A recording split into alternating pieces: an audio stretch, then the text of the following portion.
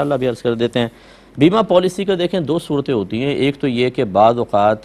کوئی ملک ایسا ہوتا ہے جس میں ہر شخص کو بیمہ پالیسی لینا لازم ہوتا ہے، تو جب یہ ملکی قانون کے تابع کوئی سٹیزن ہوتا ہے تو پھر تو اس کے لیے بالکل جائز ہے، کیونکہ وہ مجبور محض ہے۔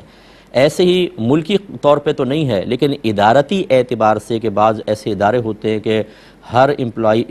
انشورڈ ہوگا اور اس کی باقاعدہ بیمہ پالیسی وغیرہ ہوگی، تو اس صورت میں بھی ہم مجبور محض ہوتے ہیں، اور پالیسی وہ اصل میں وہ نہیں لے رہا ہوتا، وہ گورنمنٹ کا لا ہوتا ہے، ادارے کا قانون ہوتا ہے، لہذا اس صورت میں بھی اس شخص کے لیے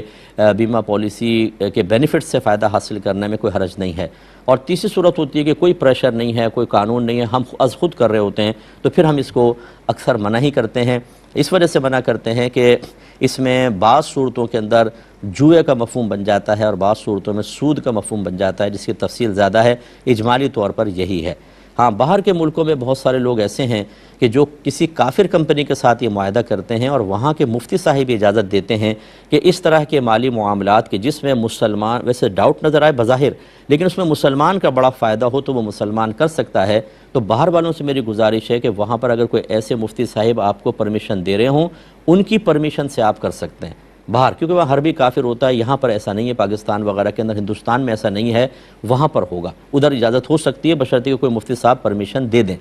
اور یہ پرمیشن کی قید اس لیے لگائی کہ یہ شرعی